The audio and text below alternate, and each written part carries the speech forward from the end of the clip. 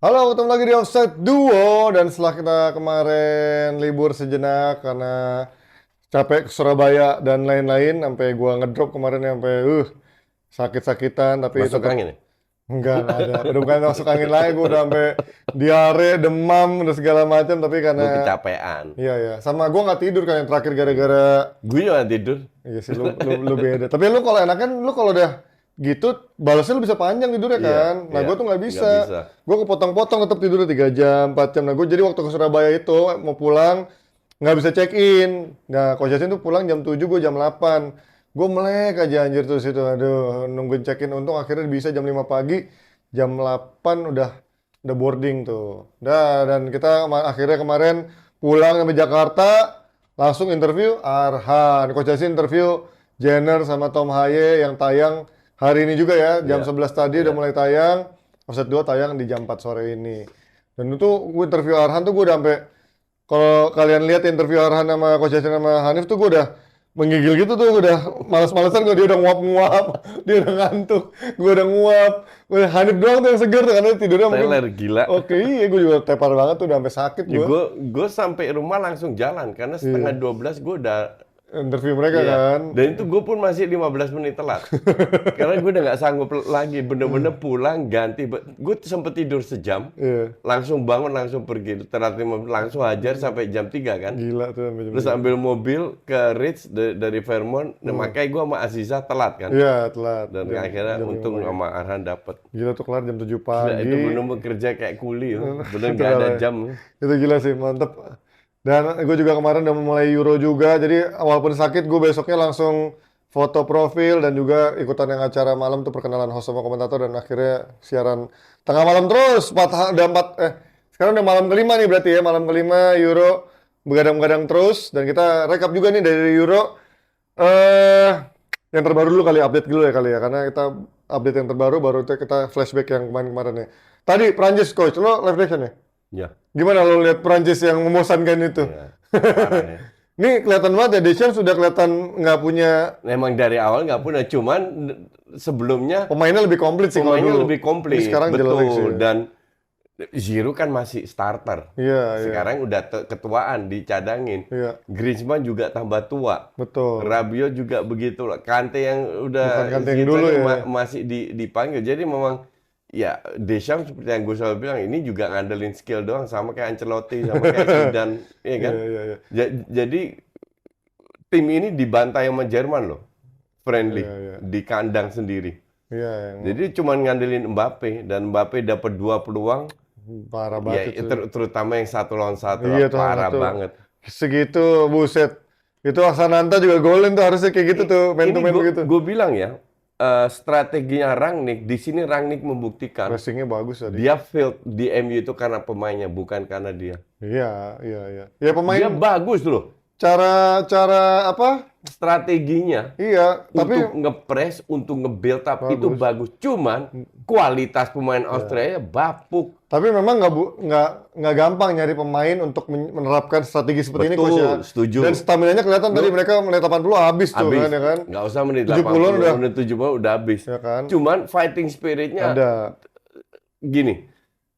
Kalau lu punya kualitas, Hmm. terutama teknik dasar, Ya. minimal kombinasinya smooth. Walaupun lu nggak create peluang ya. Iya, ya. Tapi ini kombinasinya ancur-ancuran. Iya, bener. Jadi pada saat mereka mau masuk nggak tembus dan nggak ada kreativitas. Nggak ada kreativitas. Dan gue bilang ini murni kualitas pemain Austria yang tapi build up-nya dan Tapi, permainannya oke. bagus. Mereka ada peluang emas tadi dari Baumgartner satu ya, main Iya. sama kiper. Sayang malah mencoba di chip masih kena kiper. Mike Nan. Tapi menurut gua bedanya Deschamps sama Ancelotti adalah Ancelotti masih Ancelotti bisa. kualitasnya jauh lebih bagus. Iya, Ancelotti masih bisa juga memanfaatkan masing-masing individual yang kalau tadi menurut gua egonya terlalu besar coach masing-masingnya. betul. Turam 2 peluang begitu Griezmann. juga, Griezmann, Semua mau syuting sendiri. Dembele, goblok, Mbappe. Mbappe. Jadi menurut gua bedanya Ancelotti sama Deschamps adalah sama-sama adalah kualitas individu, tapi bedanya yang Ancelotti masih bisa teamwork. Nah, Iya, itu masih United ada ya. teamworknya. Ini bener ya, udah yang terjadi lu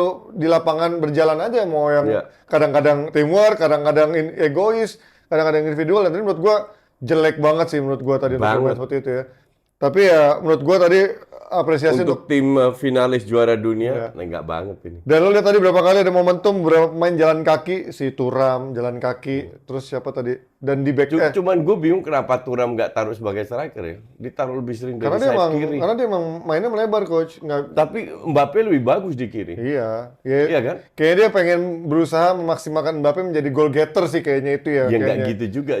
Justru dia dari kiri akan lebih dapat Gitu. ruang untuk menciptakan peluang Iya, cetak gol. ya lebih parah lagi tadi pas masuk si Randal Kolomuani juga, nih anjing pemain yang sempat dibanderol 100 juta, 90 juta. 80 juta untuk MU nggak goblok beli dia. Ya Højlund 70 juta mahal sih, cuman kelihatan strikernya tuh jasa Højlund predator, ini tipikal pemain yang buat buka ruang doang, bukan bukan goal getter ya. Dan tadi gue ngelihat kesamaan Prancis sama Barcelona tahun lalu.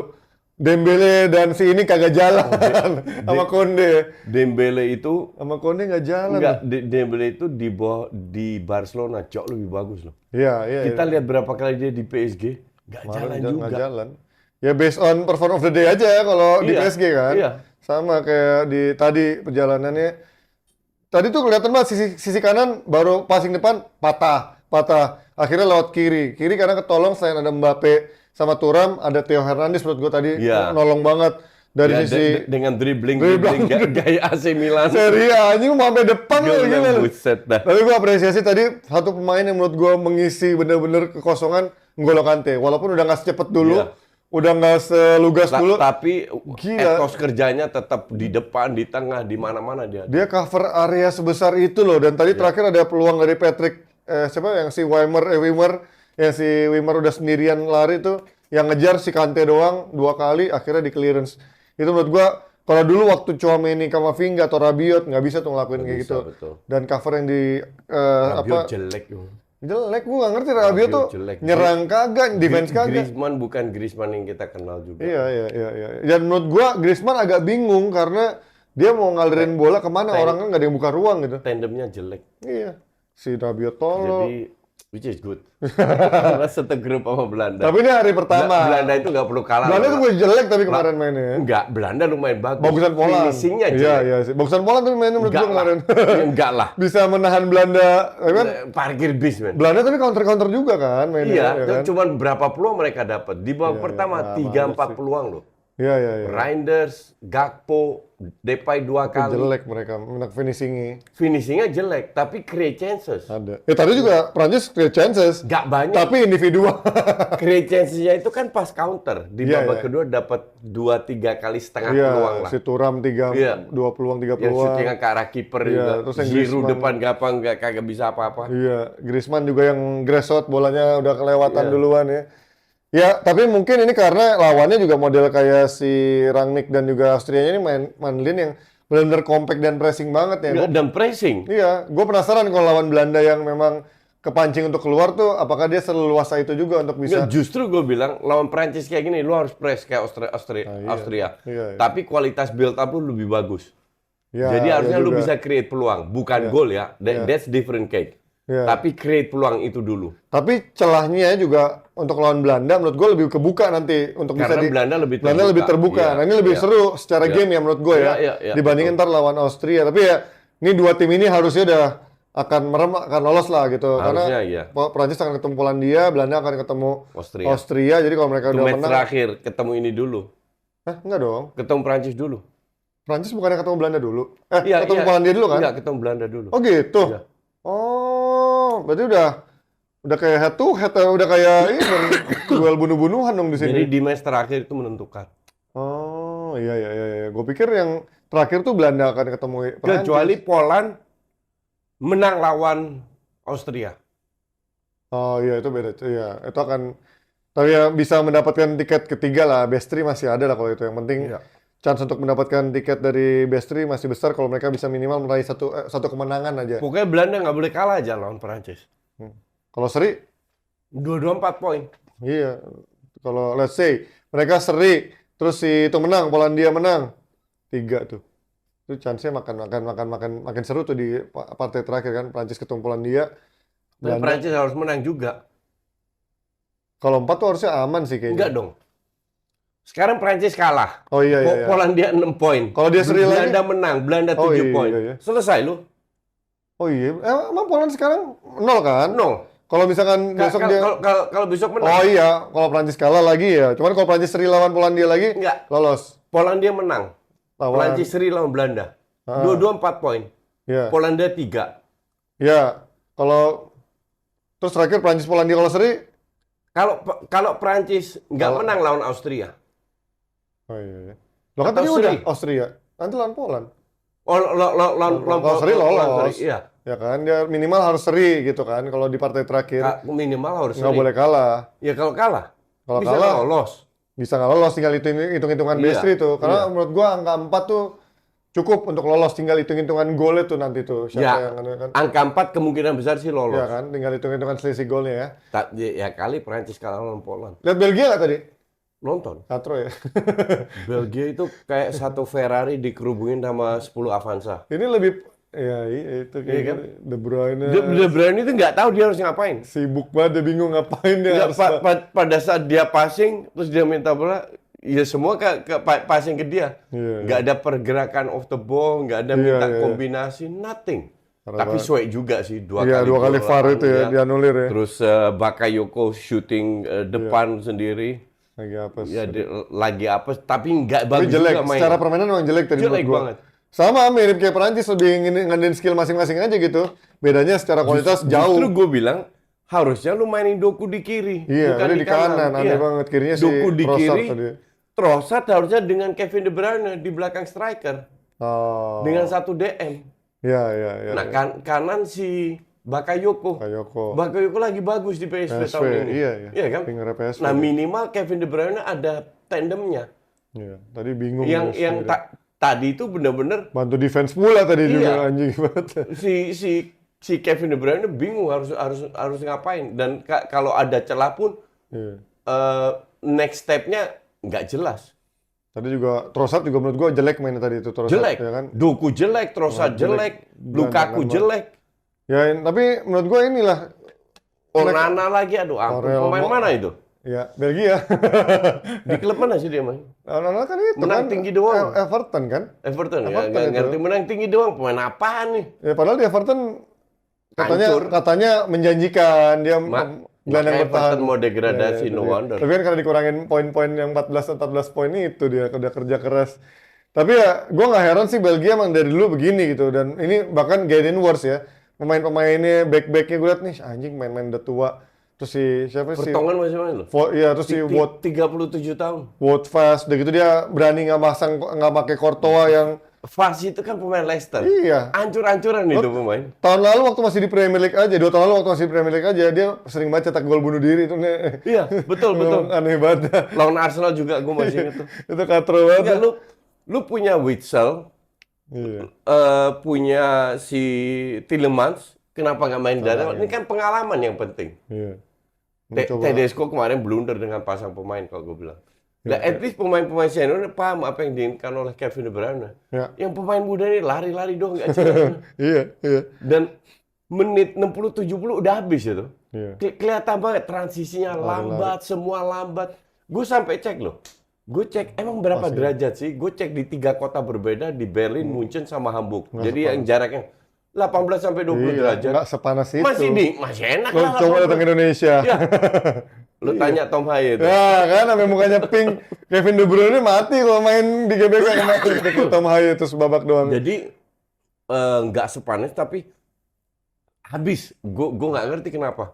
Ya mungkin karena mereka larinya tanpa pattern. Iya, Jadi cuma banyak lari doang. Ya ini memang nggak ada chemistry-nya, nggak ada game plan-nya. Dan menurut gue Tedesco juga cukup ini ya, walaupun kualifikasi dia kayaknya fine-fine aja, tapi gue nggak melihat Belgia ini akan menjadi tim kuat sih, apalagi Tedesco Enggak secara lah, CV. ini selesai Belgia Iya, nih. kelar dah, ini ada generasi yang udah habis lah menurut gue, habis, nggak akan bener-bener. kemana-mana. Nah yang gue suka coach adalah Itali, walaupun di babak kedua jelek mainnya dan juga dia kelihatan nggak punya finisher, tapi cara mainnya menurut gue Itali keren sih. Lumayan bagus. Iya kan? Lumayan bagus, tapi ya kembali lagi kualitas pemain yang membuat perbedaan, dan kualitas pemain ini mereka tidak miliki. Iya, iya, iya. Ini kuat. Lawannya itu jelek banget loh. Ini Albania. Ya, Albania itu babak kedua jelek banget tuh. iya.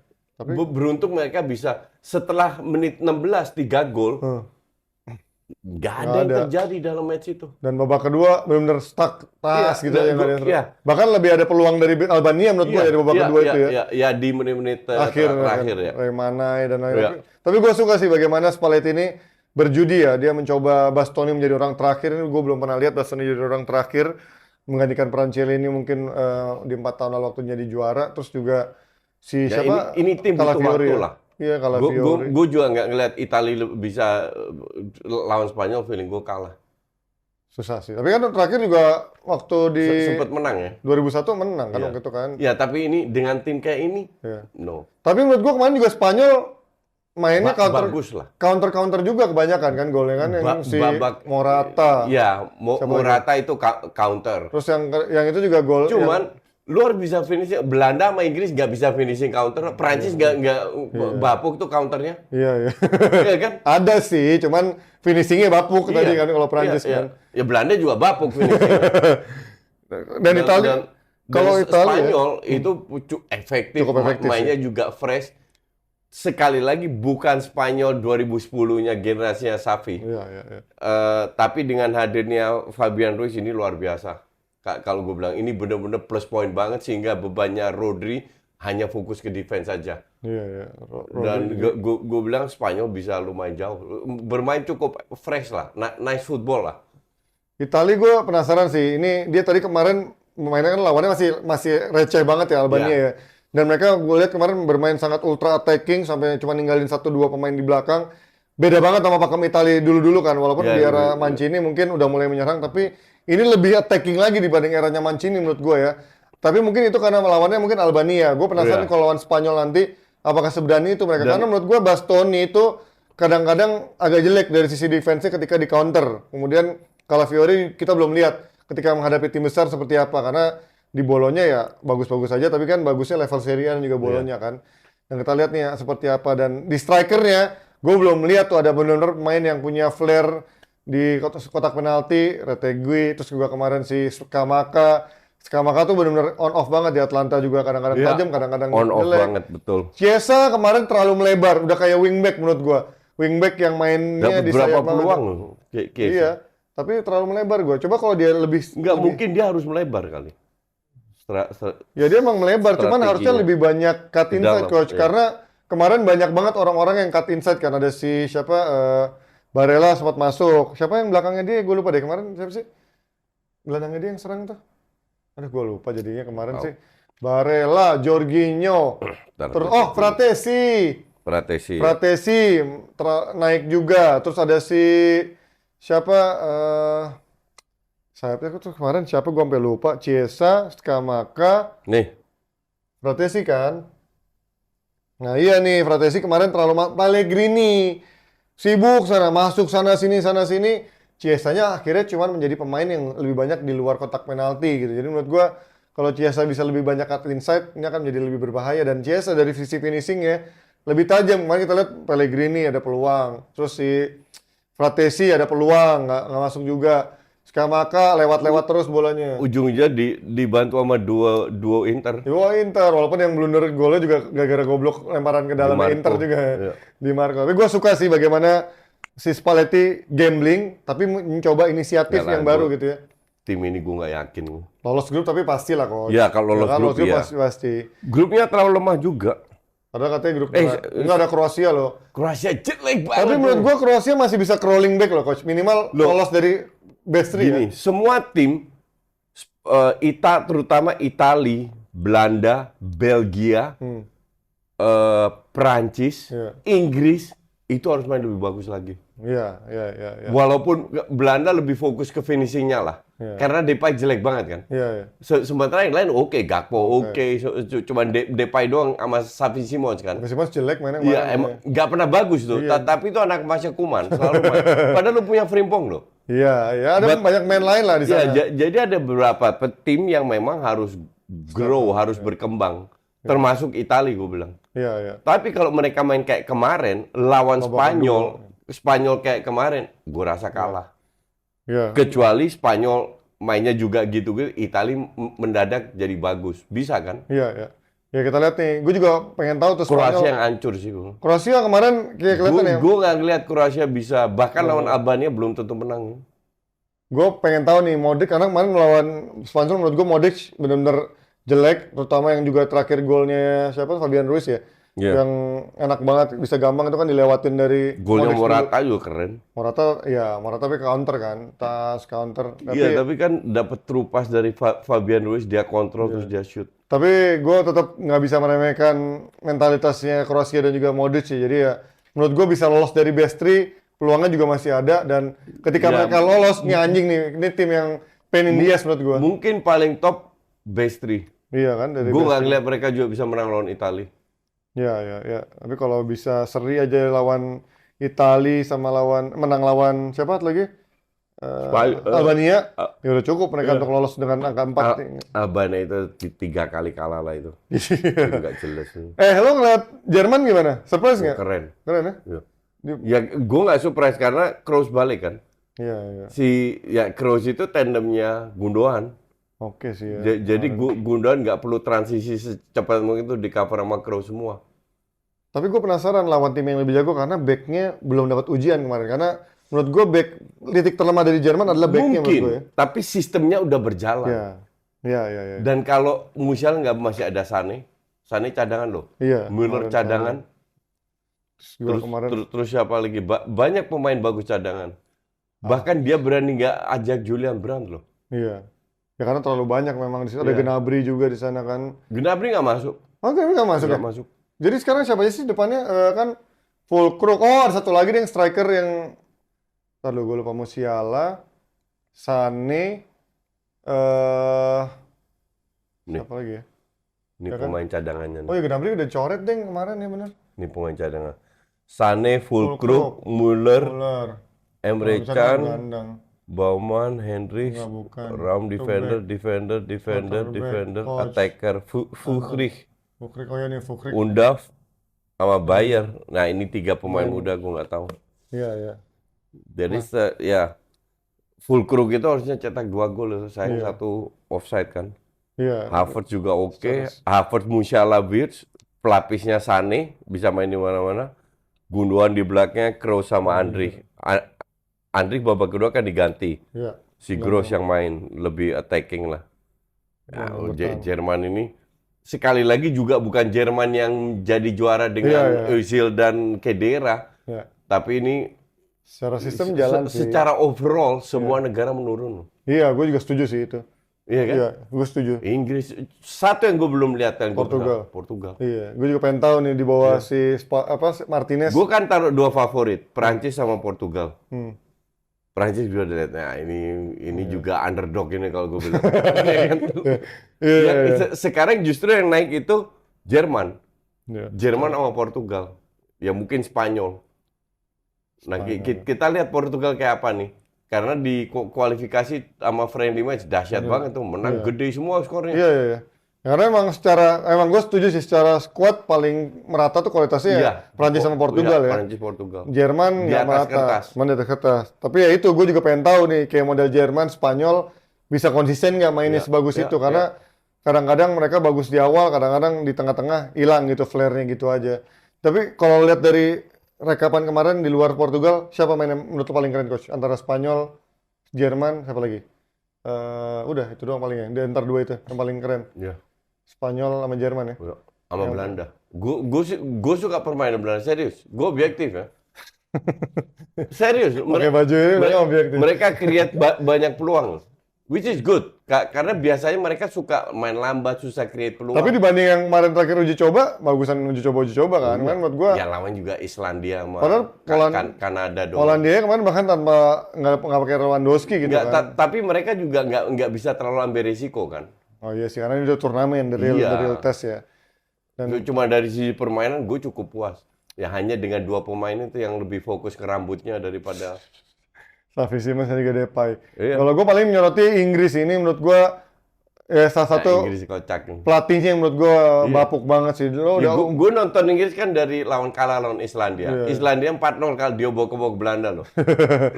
Gue lihat Islandia Dan kemarin gue lihat Inggris, gue udah nggak punya high expectation dari Inggris. Iya, iya. Yang punya kan Pange doang.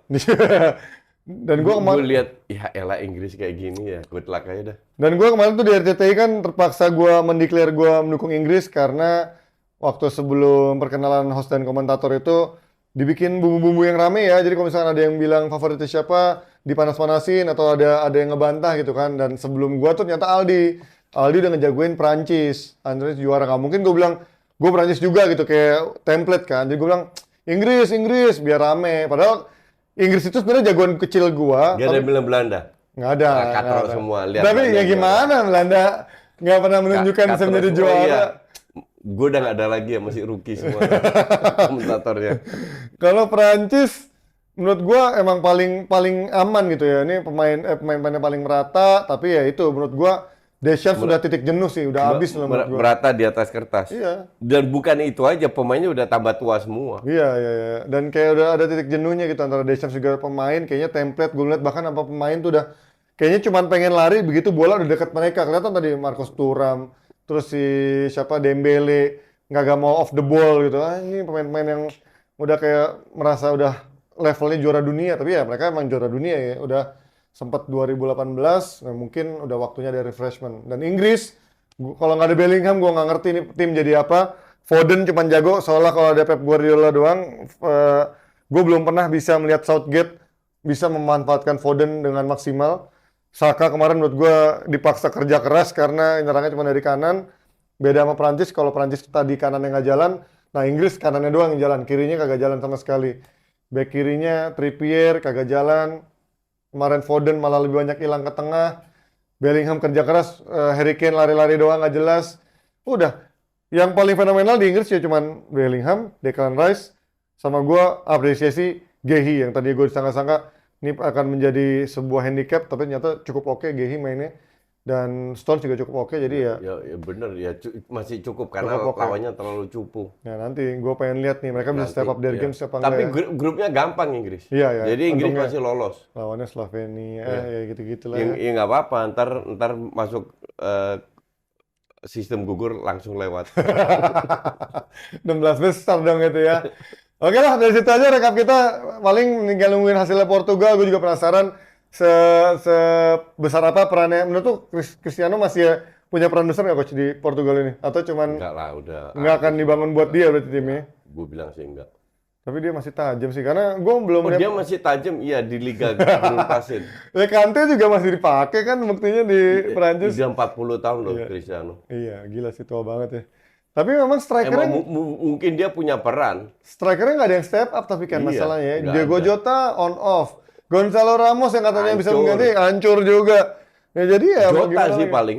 Iya, tinggal berapa Jota, tapi Jota gitu. On off mulu di turnamen nggak pernah bisa konsisten kan. Iya. Di Liverpool aja nggak konsisten apalagi di turnamen ya.